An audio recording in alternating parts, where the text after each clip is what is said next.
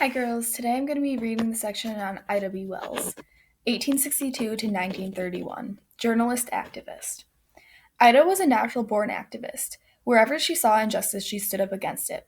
She was born a slave in Mississippi, but emancipation came to the South when she was still a child, and this meant she had the opportunity to get an education.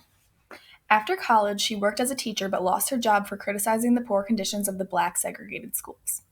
In 1884, 71 years before Rosa Parks refused to give up her seat on a bus in Montgomery, Alabama, Ida refused to leave her seat in the women's car on a train in Memphis, Tennessee. She had purchased a first class ticket but was asked to leave and to join the African American car. Ida did not go quietly. She filed a lawsuit against the railroad and eventually won her case. There was no rule that said black women could not ride in the women's car. However, segregation legislation was soon implemented in Tennessee, and Ida received no further justice in the matter. 3 years later, her case was overturned. She took her frustrations and wrote an article in the newspaper under the name Iola and became known as Iola, Princess of the Press. Journalism became her outlet. She was the owner and editor of Memphis Free Speech and Headlight, and later the Free Speech.